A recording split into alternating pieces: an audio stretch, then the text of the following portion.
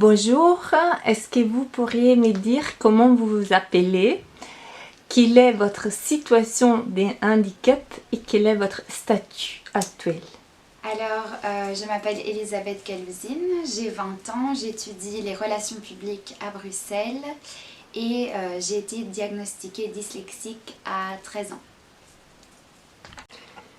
Quel était votre parcours scolaire et de quel soutien avez-vous bénéficié? Donc j'ai eu un parcours scolaire assez classique. En secondaire, j'ai été suivie pendant 2 ans par une logopède. Et en plus de cela, je bénéficiais de 30 minutes en plus aux examens.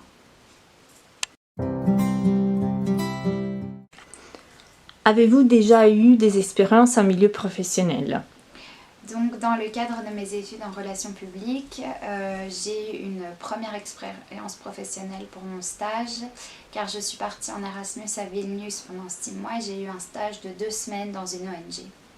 Est-ce que vous avez eu des soutiens particuliers, spécifiques à votre situation de handicap et indépendamment de ça, est-ce que votre dyslexie a eu un impact sur les relations avec les autres étudiants et vos mentors des stages pendant l'Erasmus?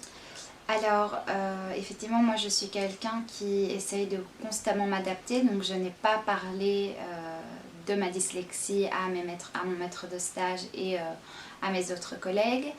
Donc effectivement ça a un impact parce que de mon côté je devais travailler parfois 2 fois plus de temps, mais j'essayais que ça ne se perçoive pas par mes collègues. Donc oui, ça a eu un impact, mais rien n'a été mis en place et je n'ai pas fait en sorte de mettre des choses en place pour m'aider.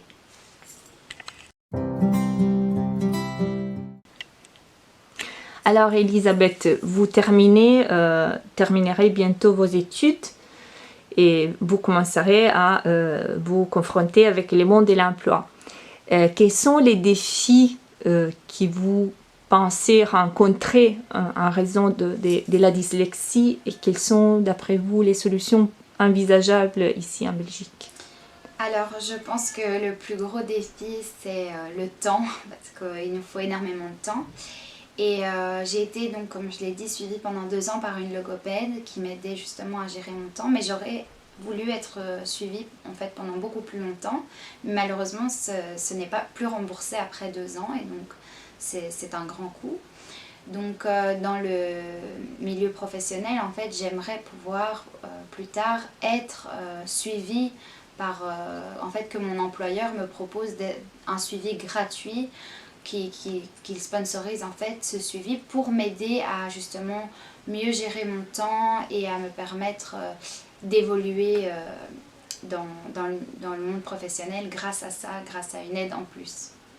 Merci beaucoup.